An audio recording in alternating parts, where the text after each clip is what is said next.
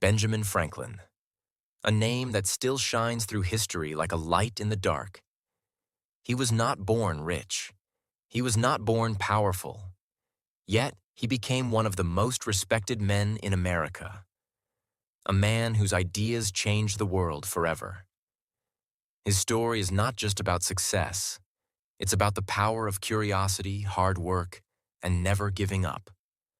Franklin's life began in Boston in the year 1706. He was the 15th of 17 children. His father, Josiah Franklin, made candles and soap. It was a simple family, not wealthy, not poor, just trying to survive. From the beginning, little Benjamin was different. He loved to read, to ask questions, to know how things worked. While other children played outside, Benjamin spent hours reading anything he could find. He was hungry, not for food, but for knowledge.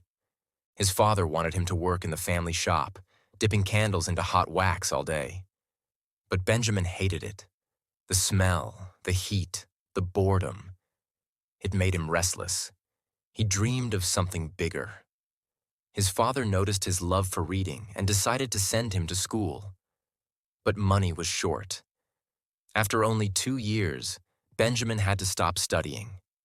Still, he refused to let poverty stop his learning.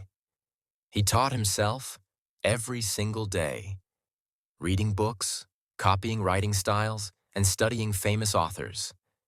When Benjamin was 12, his father sent him to work with his brother James, who owned a printing shop. This was a turning point. In that noisy, ink-covered place, Benjamin discovered his passion.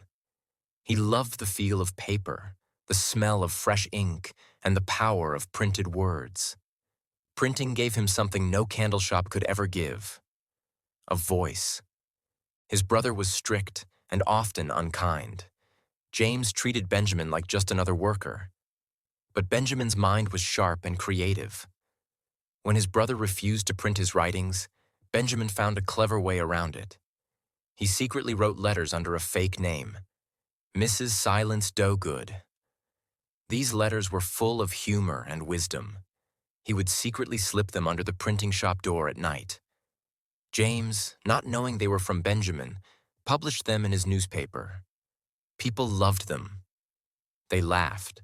They admired Mrs. Dogood, and they waited eagerly for her next letter. When Benjamin finally revealed that he was the real author, his brother was furious. The jealousy between them grew until Benjamin decided to run away. At the age of 17, with very little money, he left Boston and traveled to Philadelphia. A new city, a new beginning. The journey was hard.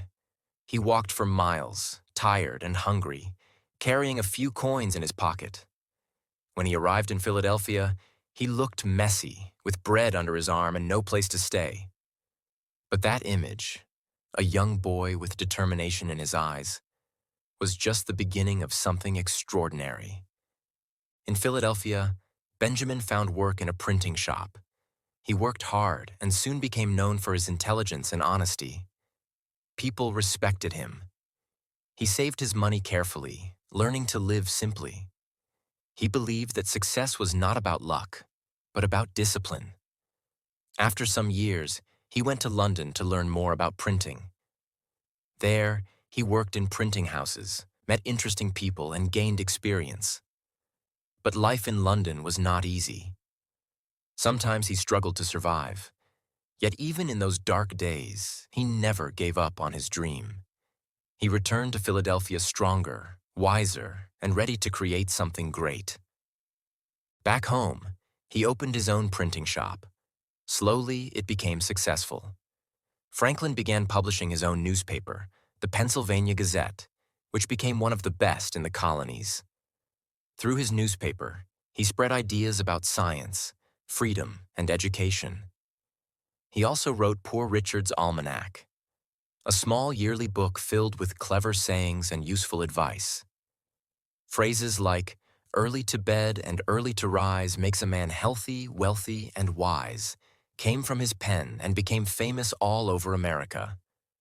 But Franklin was not just a printer or a writer. He was a thinker, a man who loved to experiment.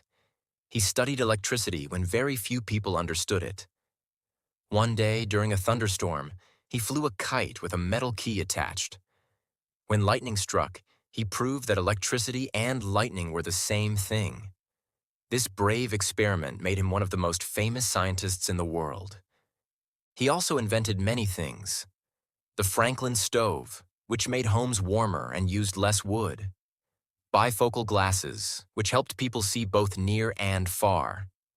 And the lightning rod, which protected buildings from lightning damage. But Franklin never patented his inventions. He believed knowledge should be shared freely to help humanity, not to make personal profit. His heart was not only in science, but also in improving society.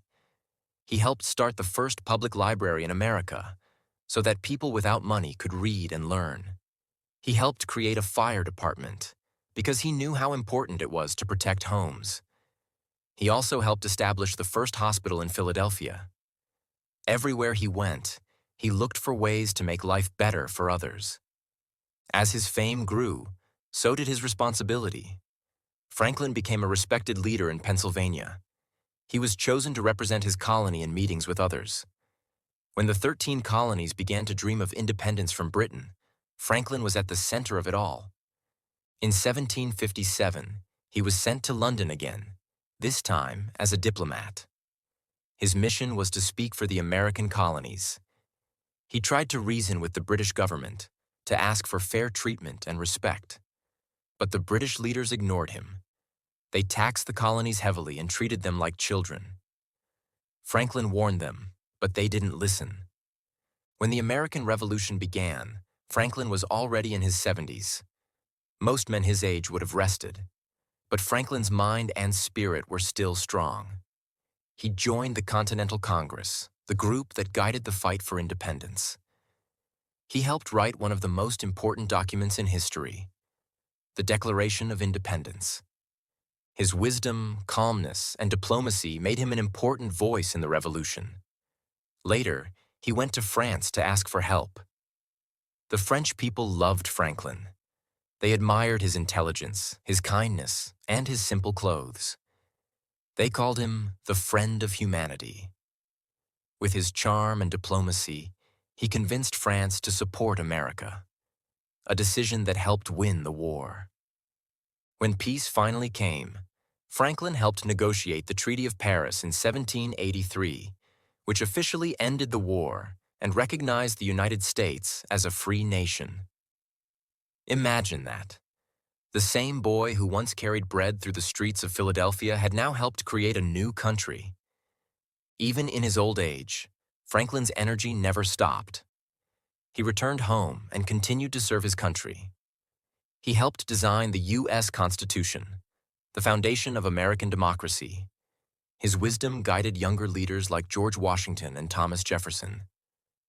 But behind all the fame, Franklin remained humble. He believed that true greatness came from serving others, from improving the world one small step at a time. He once wrote, "Tell me and I forget. Teach me and I remember. Involve me and I learn." These words still inspire teachers and students around the world. Franklin also believed in personal improvement. Every day he worked to be a better man. He made a list of 13 virtues, like honesty, moderation, humility, and sincerity. He tried to practice them daily, marking his progress in a notebook. He was not perfect, but he believed that trying to improve was what mattered most. As the years passed, Franklin grew old, but wise. He spent his last days writing his autobiography, a book that still inspires millions. In it, he shared the lessons of his life, that success comes from effort, not luck, that happiness comes from doing good, and that knowledge is the key to freedom. He died in 1790 at the age of 84. Thousands of people came to his funeral, rich and poor, young and old. They all came to honor the man who had given so much to his country and to the world. Today, Benjamin Franklin is remembered not only as a founding father of the United States, but as a symbol of the American dream. The idea that through hard work, wisdom, and kindness, anyone can rise. His face still appears on the $100 bill, a reminder of how much one person can achieve with courage and determination. But perhaps the most powerful thing Franklin left behind was not his inventions or his books. It was his example. The example of a man who never stopped learning.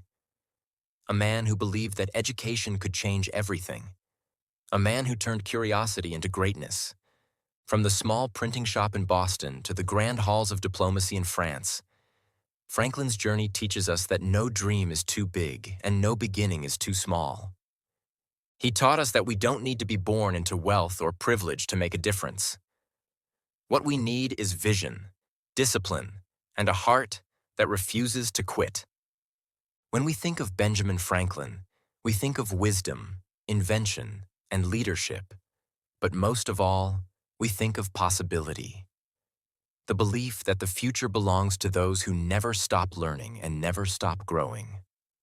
Benjamin Franklin's life is a living lesson, one that says, keep reading, keep questioning, keep creating.